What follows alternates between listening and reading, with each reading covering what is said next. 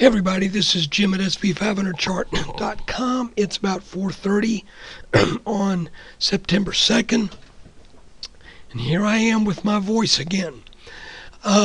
Please take a moment before you watch this video and read this little paragraph, because this is a disclaimer. Don't watch this video until you've read that. Okay, thanks for having read that. Now let's take a look at the chart. Pretty simple stuff. We're doing exactly so far what I hoped we would be doing, and that is staying in between our neckline of this potential fairly large inverted head and shoulders pattern, and also staying roughly in this oval area right here. There could be a little variation here and there, but the idea is I would like to see this develop into a left shoulder, head, right shoulder pattern, so we get a more clear definition of an inverted head and shoulders pattern.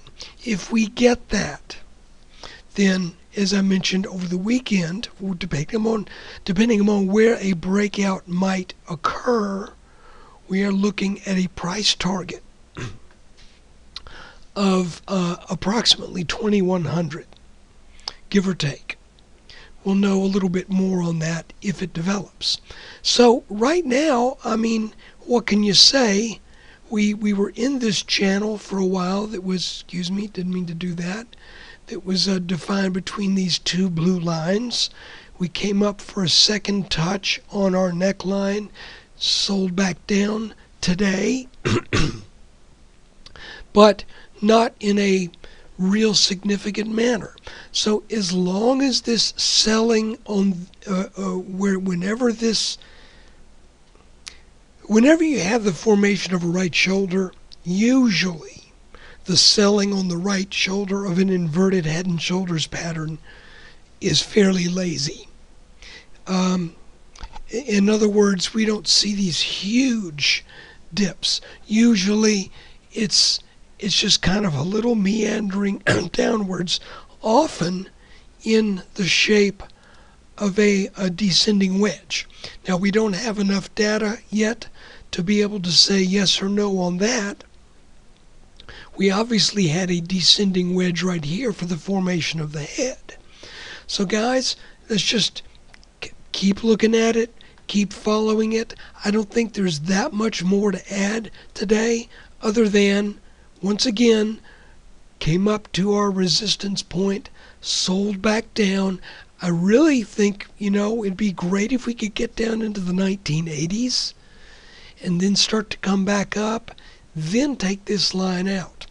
I will remind you that we have had a number of inverted head and shoulders patterns in the past in the S&P where the right shoulder was very, very small.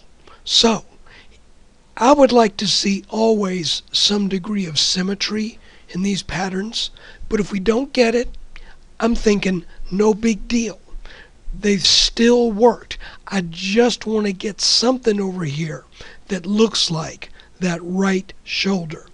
Then I think we begin to look for a breakout.